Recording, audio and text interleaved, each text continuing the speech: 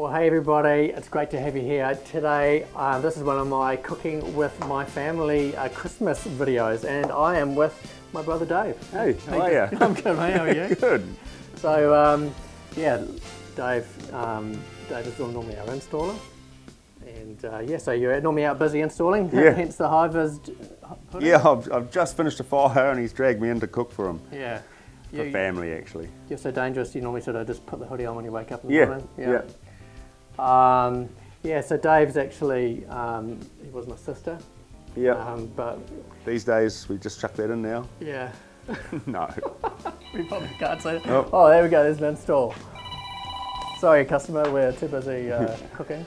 David speaking. Oh, hello. Sorry about that. That was very important. That was important. Was that you organised a spa pool for home or something? Yeah. All right. Hey, mate, so what are we cooking today? Okay, so basically, one of my favourites, well, we'll start with, get back up a bit. Yeah. I've got a Brazilian partner. Right. So we had her dad. A female? Yep. Yeah. Yep. Nice. Yep. I was allowed that. So yeah, it took a while to find one. But it took a while for you to find someone, eh? Yeah, it that did. actually Yeah. likes Well, you. more that one that could put up with me and sort of believe that I was going to come home every day. Yeah. You know? I do a lot of stupid things. You So. do. Yeah. Anyway, Yeah. let's get back to this. So, being Brazilian, they're all about cooking and barbecues and South American sort of things. So when her old man came out, I'd done a few cooks already from the Brazilian boys who'd shown me how. Yeah. But then her old man came out and we actually built a purpose-built fire for basically cooking this sort of stuff. Yeah. And found my favourites, which are basically picanha, which is your rump cap. It's just a beef butt really. It's the cap of the butt. It's named picanha. This is a very small piece. We're just going to do one because it can take quite a while to cook. And normally, if I was doing for a group of say 6 to or 10 people or more, I'd actually get a piece about twice the size of this, and I'd want as much fat on it as possible. Yeah. So this has got about sort of, I don't know, 20%, 15% of fat cap on the top. I'd want almost a third of that meat to have a big solid chunk of fat on it, because we're going to cook it for 3-4 hours and get that fat to render through the meat. That one's a bit on the lean side. A bit on the lean side, of fat. We want more fat, Yeah. and it's hard because everyone seems to want to cut the fat off, but the fat this is what you want. Yeah. You want the fat. So when we ordered this, what we should have said to the butcher is, hey, as much fat as possible. Yeah, chunky fat. You'll find some, like this one's probably actually had a lot of the rough fat trimmed off it. Where realistically you'd want to keep that on there and have it so it's a thick inch of fat. But yep, we'll make do with really. Oh no, it's going to taste great. Yeah. Trust me. The same with the lamb. So the lamb rack. If you've got a vegetarian that you want to change back onto meat, this is where you start. All right. We do need to convert more vegetarians back to 100%. Yeah. So this is the same. Yeah. These lamb racks. Basically, I'm going to try and cook this, take as long as I can to cook this. I'm going to try and draw, this is only a small rack, and once again, I'd try to have a big chunk of 1/2 inch fat on top of that. So don't let the butcher trim anything off it. Fatty the better. And I'm going to try and take an hour to an hour and a half, probably an hour and a half to cook that. It's just going to take, it's amazing. So what we're going to do, and the only additive is rock salt. That's it. Yeah. And it's basically just caked on, and basically really caked on and smothered in it, and then at the end of it you give it a few whacks and the salt falls off what hasn't rendered through. Yeah. Well, let's do that, man. Yeah. So I'm just going to basically cut it open. And now, I'm not a chef. I'm not any kind of cooking, so whatever I do, don't judge me for it. I'm pretty brutal, really. This is just backyard cooking. Well, I think that's the thing, Dave. Most of the guys who own a flare fire, they are just like us, you know. They're not chefs, but I've just been find stuff to cook that's easy, and what's easier than the lamb rack and a bit of butt. Well, that's it. Like this, the way I basically started doing this was just on an open steel bucket with some skewers through it, some coals in the bottom, and it can be a small bucket. It's just about getting the flame to cool down as much as possible. Yeah.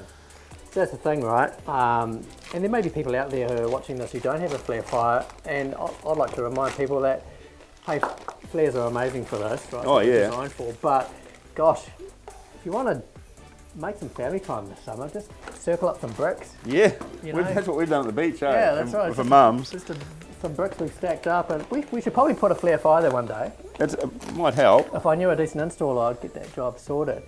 But but yeah, you don't have to have a flash fire to get this job done. No, right? yeah, so that's getting on. That's just going to put a base one on this, just to get a base salt on. I am going to put some of that big rock salt on. Okay. That looks healthy as, mate. There we go. I'm going to be cooking on 2 swing frames today, 2 high mounted. Yep. So at this stage I'm just going to sweep the fire across, because all I want to do is heat up each side underneath the fire and create some ambient heat with the bricks. Yeah, so you're warming the bricks up. Yeah. And we're using 2 swing frames today, Dave, just because we can, but we could easily do this on a single swing frame. Oh, 100%. Yeah. Yeah. And the swing frame really is the easiest way to cook on a flare. We could potentially be doing this in the smoker, but hey, the swing frame's easy.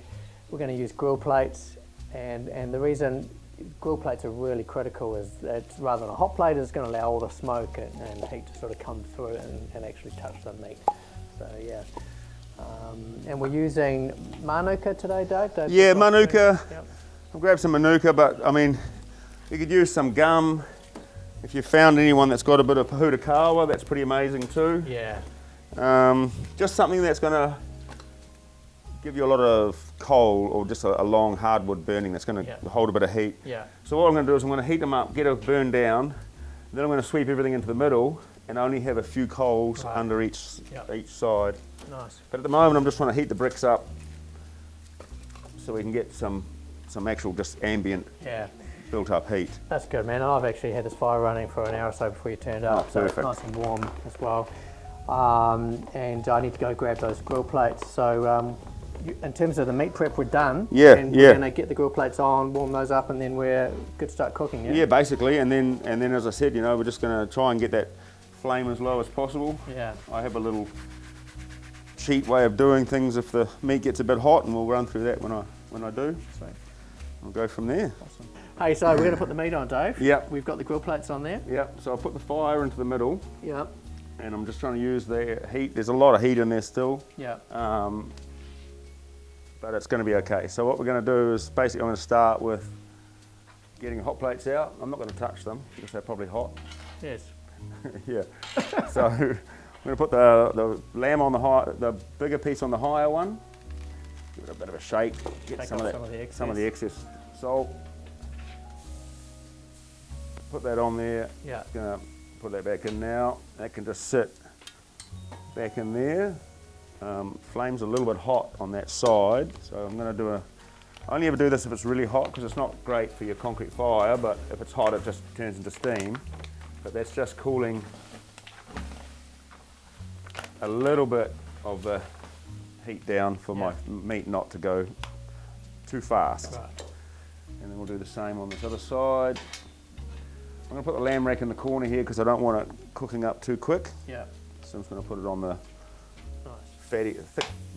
Let's go. You're putting that fat side, lean side down? Lean side down to start with, just to get a bit of a seal on it. Okay. So how are you going to know that this is cooked? Because we're not using meat, the probes. No, it's all sweating on the meat. So we're going to just basically watch it. The bottom's going to sear. Yeah. And I'm just going to, I want it getting, so each time it's looking like it's just about getting too far. Yeah. And then flip it over, and then that will it's almost reverses a little bit. It doesn't look like it is as bad. Yeah. So we'll just notice it. You'll flip it. You'll see it quite brown. Yeah. And the idea in the end is the outside's going to be really crisp over the whole thing. Yeah. And by the time we get to the middle, it's just going to be just cooked, just nice. So we haven't got a beer going on, but if you had a beer, how many beers is it? Oh, that's probably close to your limit. Right. So it's like, for me, that's 2 beers. Yeah, me, it's sipping on one for a while, but see, at the moment I'm getting a lot of heat coming in there. I've got probably a little bit too much. Hot, I've got probably too much wood on there, and it's a bit hot. So this just seems a bit silly, but so we're using a bit of water to cool it down. Putting the fire out a little bit. Yeah.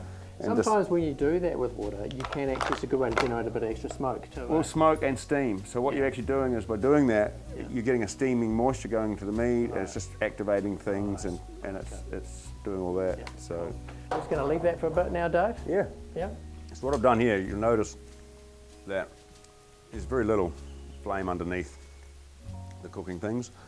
The fat will drip down and actually cause its own flare-ups, and I've been dousing it with water to keep the centre pile a little bit cooler. I'm going to flip the meat now because we're getting pretty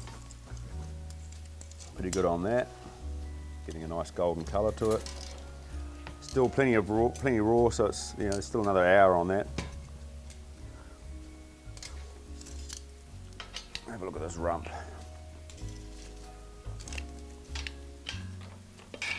Oh yeah. Getting a nice little coating on it. Rock salt. Time to get the meat off. Yeah, So, might as well. Yep. See how it's looking. So you cook that to sort of medium or? Yeah, so that's probably a medium, just right. Just so right. It looks quite crispy and all that. Give that just a bit of that salt, bit of a shake off. Nice. All right, and I've sort of gave it a little bit of a pre-cut just to get the insides A bit more cooking well. That looks perfect, man. Some fall apart lamb chops. That will blow your mind.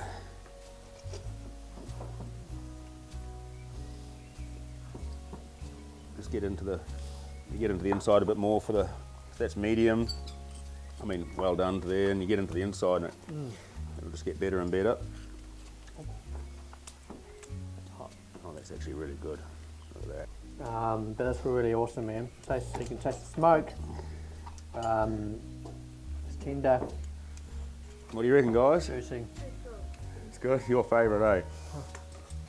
Kids, if the kids, any issues with barbecues, these things, they're just absolutely good and a treat. Yeah. You don't even need a plate, eh? You just pick it up with your fingers and get into it. Oh man, that is good, eh? Yeah. So good. Awesome, Dave. Thanks for that. Really appreciate it. Oh, you're more than welcome, man. It's been pretty quick. Like it's what have been 2 hours. a couple of hours. Yeah. Yeah, which is about the time. I mean, those lamb chops are on for 2 hours. Yeah.